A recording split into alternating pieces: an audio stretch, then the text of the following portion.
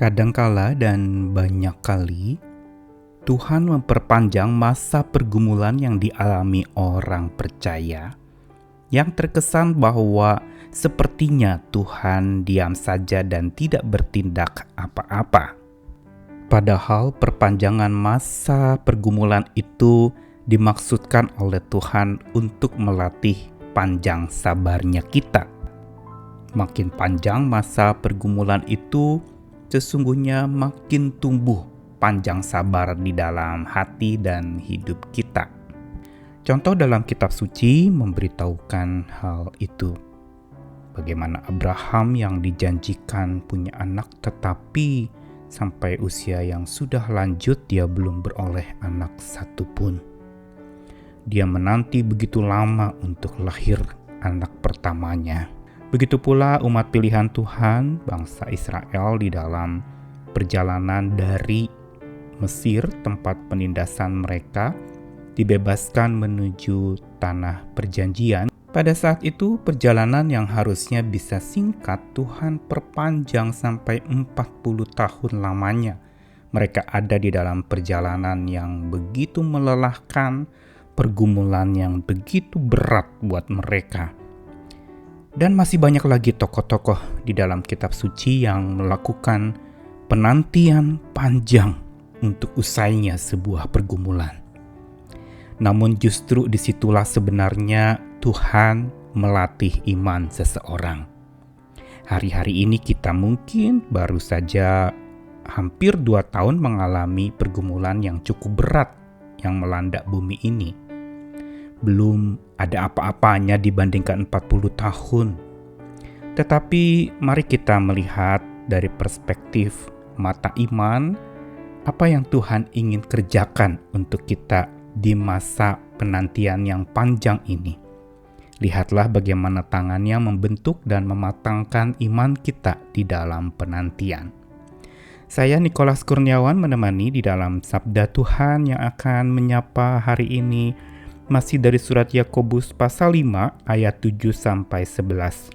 Karena itu saudara-saudara bersabarlah sampai kepada kedatangan Tuhan. Sesungguhnya petani menantikan hasil yang berharga dari tanahnya dan ia sabar sampai telah turun hujan musim gugur dan hujan musim semi. Kamu juga harus bersabar dan harus meneguhkan hatimu karena kedatangan Tuhan sudah dekat. Saudara-saudara, janganlah kamu bersungut-sungut dan saling mempersalahkan supaya kamu jangan dihukum. Sesungguhnya hakim telah berdiri di ambang pintu. Saudara-saudara, turutilah teladan penderitaan dan kesabaran para nabi yang telah berbicara demi nama Tuhan. Sesungguhnya kami menyebut mereka berbahagia, yaitu mereka yang telah bertekun. Kamu telah dengar tentang ketekunan Ayub, dan kamu telah tahu apa yang pada akhirnya disediakan Tuhan baginya. Karena Tuhan Maha Penyayang dan penuh belas kasihan. Praktikum iman yang cukup berat harus dilalui oleh seseorang biasanya memang di dalam menantikan sesuatu.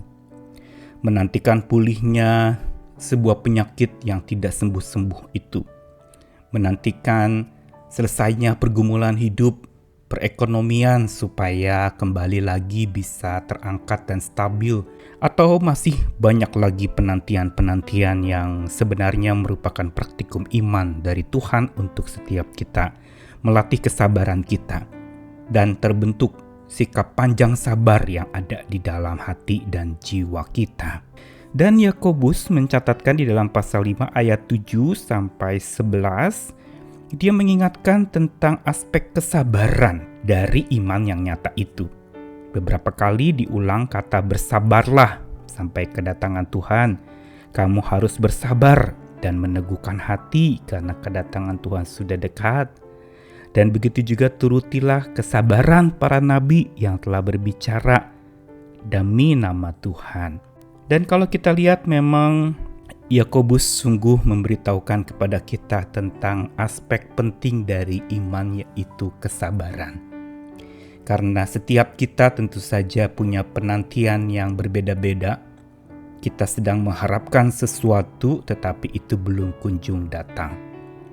Dan contoh tokoh yang diambil oleh Yakobus di sini adalah Ayub yang bertekun di dalam masa penantian pulihnya penderitaannya yang begitu panjang bertubi-tubi menimpa dirinya dan keluarganya. Dan dilihat bahwa ketekunan Ayub itu sungguh Tuhan puji, Tuhan menyediakan baginya justru lipat kali ganda setelah dia melewati masa-masa pergumulan berat yang maha panjang dan kesabarannya itu diuji. Dan akhirnya kita melihat bagaimana Ayub memperoleh sesuatu yang indah. Namun apa yang Ayub lakukan pada saat-saat di mana dia menantikan pulihnya keadaan hidupnya? Pertama-tama ia setia menyembah Tuhan. Dan ini mengapa Yakobus memakai contoh Ayub. Karena ibadah Ayub tidak jadi kurang atau hilang justru ketika musibah itu datang. Masalah berat menimpa tetapi tidak membuat ibadahnya kepada Tuhan jadi beristirahat. Dia justru makin menyembah Tuhannya. Yang kedua, dia belajar untuk ikhlas menerima segala yang terjadi. Yang pertama tadi worship. Yang kedua adalah accept, menerima segala sesuatu yang terjadi walaupun sulit untuk kita terima dan pahami. Dan Ayub bisa akhirnya menerima walaupun lewat pergumulan yang berat itu.